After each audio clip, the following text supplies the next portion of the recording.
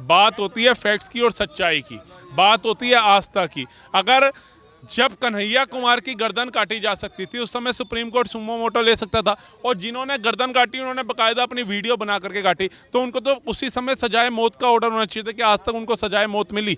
अभी तक केस चल रहा है उनका, क्यों नहीं सजा दी? जब वो खुद बना करके वीडियो डाल रहे हैं और हाँ हम गर्दन काट रहे हैं उसमें आ भी रहा है, और एक इंसान ने अपना जीवन दान दे दिया, उस पर सुप्रीम कोर्ट आज तक चुप है। लेकिन एक आस्था का विषय है, उस पर सुमो मोटो ले लेती है सुप्रीम कोर्ट।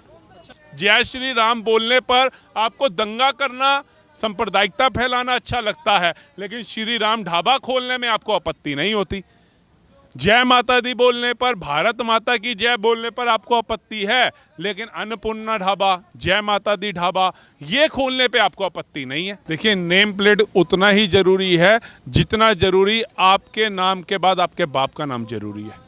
सुप्रीम कोर्ट हो या जितने भी हमारे विपक्ष के नेता हैं या सेकुलर भाई हैं, वो क्या कहते हैं कि थूका हुआ खाओ और भाईचारा निभाओ। मतलब एक यही मुद्दा रह गया है, आप कलावा बांधो, बम लेके फट जाओ, हिंदू को बदनाम करो, सनातन को बदनाम करो। यूपी में हाल में ही एक बयान आया था योगी आदित्यनाथ जी का, जिसमें वो कहे थे कि कांवड़ यात्रा वाले रास्ते पे जो भी फल फूल की दुकानें या ठेले हैं उस पे दुकान के नाम के साथ साथ प्रोप्राइटर का नाम जो है होना ज़रूरी है। पर इस पे जो है सुप्रीम कोर्ट ने अभी रोक लगा दी है। अब जनता की क्या राय है, जनता इस पे क्या अपने विचार रख रहे हैं?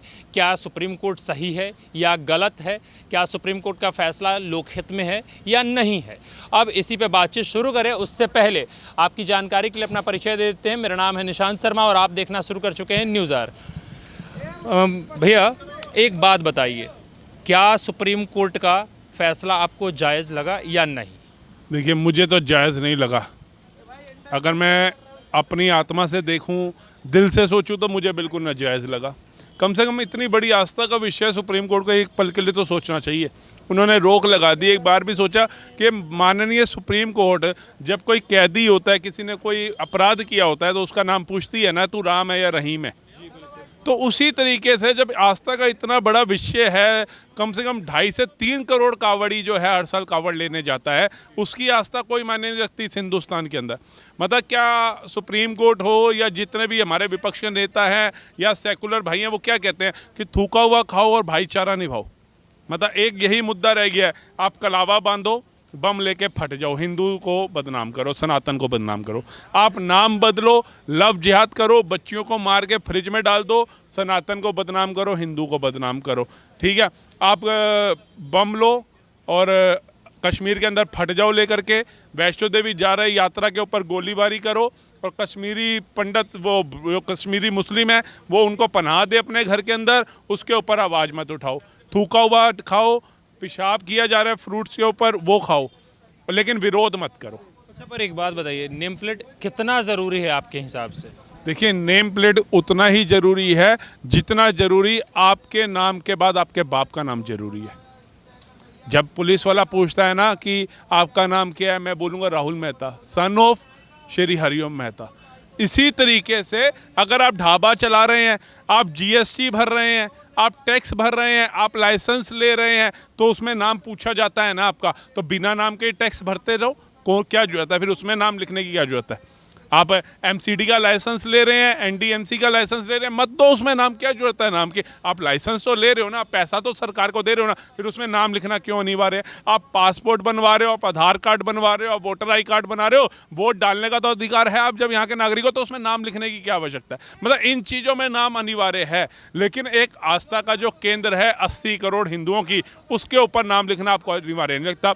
जय श्री राम बोलने पर आपको दंगा करना, सांप्रदायिकता फैलाना अच्छा लगता है, लेकिन श्री राम ढाबा खोलने में आपको आपत्ति नहीं होती।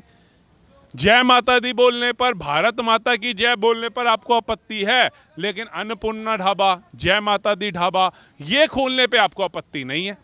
तो मतलब आप ये कहना क्या चाहते हो कि भैया आप लोगों को मूर्ख बना करके, लोगों की आस्था से खिलवाड़ कर करके आप अपना नाम बदल करके ढाबे चलाएं, जबकि एक देख रहा होता अनमोल ढाबा है और शिवा ढाबा, अनमोल ढाबा। उन्होंने कहा तेरे घर में अनमोल है कौन? कह रहा कोई नहीं है, लेकिन जनता को, हिंदुओं को गुमराह करने के लिए ये करते हैं। अब एक चीज़ बताइए, जैसे पिछले साल सांप्रदायिकता हुई थी, प्याज वाला खाना परोस दिया था, मांस परोस दिया था, उसके ऊपर वो होटल को पूरा तोड़ फोड़ किया कावड़ियों ने, आपस में झगड़ा हुआ, माहौल बिगड़ा, लॉ एंड ऑर्डर खराब हुआ वहाँ पर। तो ऐसी चीज़ें ना हो, इसलिए तो योगी सरकार ने ये निर्णय लिया। तो फिर सुप्रीम कोर्ट इन बातों को क्यों नहीं समझ रही है?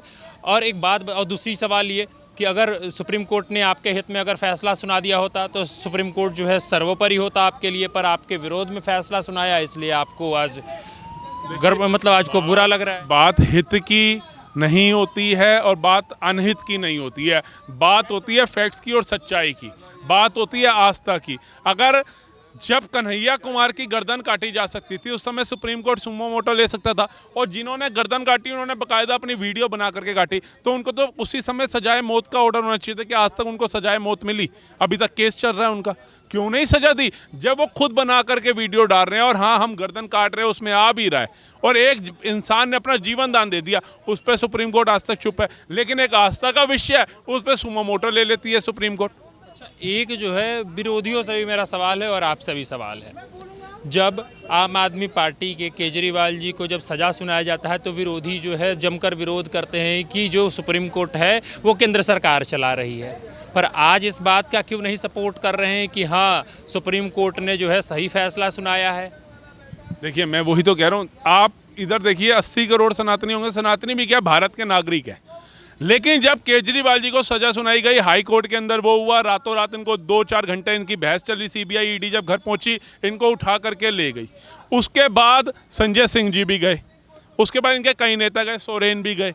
संजय सिंह को जमानत अगर मिल गई, जब उनको अरेस्ट किया गया तब पूरा विपक्ष, पूरे सेकुलर लोग क्या कह रहे थे कि मोदी ने ईडी खरीद ली, सीबीआई खरीद ली, सर्वोच्च न्यायालय खरीद लिया। लेकिन वहीं चंडीगढ़ मेयर चुनाव के अंदर जब उसको सजा हुई, जब उस चुनाव को रद्द किया गया, तो क्या हिंदुओं ने बोला गलत हो रहा है या सुप्रीम कोर्ट बिक गया या सुप्रीम कोर्ट को कांग्रेस के राहुल गांधी ने खरीद लिया? नहीं बोला। जो सत्य था वो सबके सामने आना चाहिए, जो आया।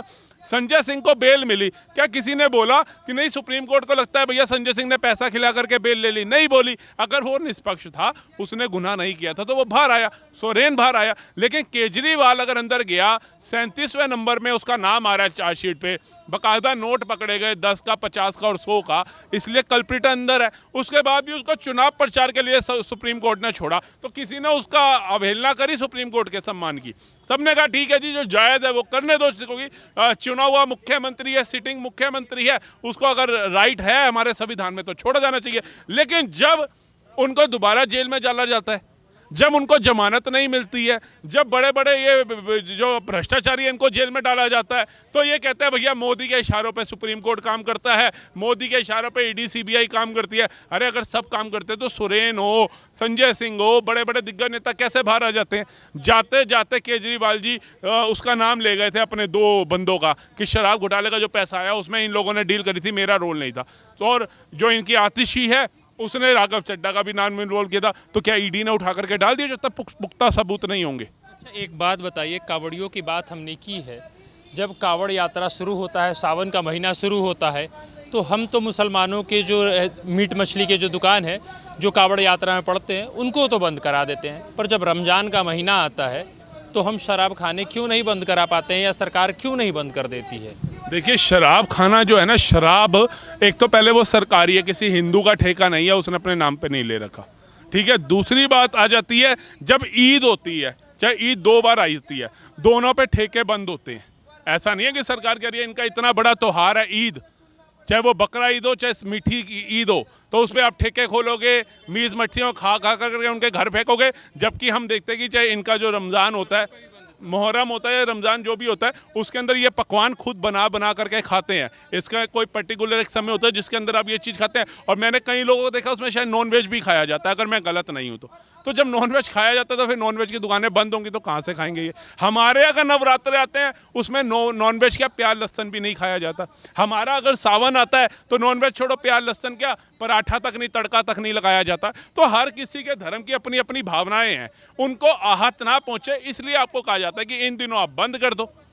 अच्छा आपको नहीं लगता है कि विपक्षियों को या किसी अन्य समुदाय को ये बोलने का मौका तभी मिलता है जब हमारे हिंदू गड़बड़ होते हैं? क्योंकि कुछ ऐसे हिंदू भी हैं जो सावन में मीट मछली खाते हुए देखे जाते हैं, जिनकी दुकानें हैं वो अपने दुकानें खोले हुए नज़र आते हैं। इन सब वजहों की वजह से विपक्षियों को या दूसरे संप्रदाय के लोगों को बोलने का मौका दिया जाता है। देखिए जिनके परिवार वालों ने अपने बच्चों को संस्कार अच्छे नहीं दिए, जिनके माँ बाप बुढ़ापों के अंदर वृद्ध आश्रमों में पड़े हुए मिलते हैं, ये उन्हीं की गंदी औलादें होती हैं जो सावन में या नवरात्रियों में मीट मच्छी खाते हैं।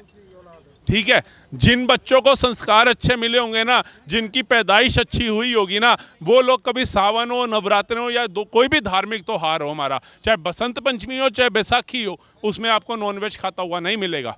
तो ये तो उदाहरण उन लोगों के जिनके संस्कार अच्छे नहीं है। अगर हमारे जैसे किसी बंदे से कोई पूछेगा तो आज सावन चल रहा है, हमारे घर में ना प्याज चल रहा है, ना लहसुन चल रहा है, ना पराठे हैं, ना तड़का लग रहा है, नॉर्मल खाना चल रहा है। अगर कुछ दिन भगवान के प्रति हमारे को तप करने का मौका मिलता है अपने घर बैठ करके, तो हम ऐसे भी तप कर रहे हैं।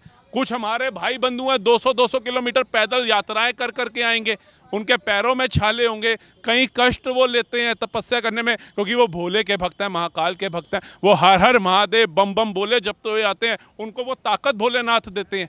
नहीं तो यहाँ से अगर मुझे बोले मैं सीपी में खड़ा हूँ, यहाँ से मुझे 12 खंबा तक जाने के लिए बोले, मैं कहूँगा नहीं जाना भैया, 50 का ऑटो कर लूँगा। लेकिन वो 200-400 किलोमीटर गोमुख से कावड़ लेकर के आते हैं। तो उनकी अगर श्रद्धा से खिलवाड़ होगा, उनकी आस्था से अगर खिलवाड़ होगा, तो वो कहीं ना कहीं चुभनीय बात है।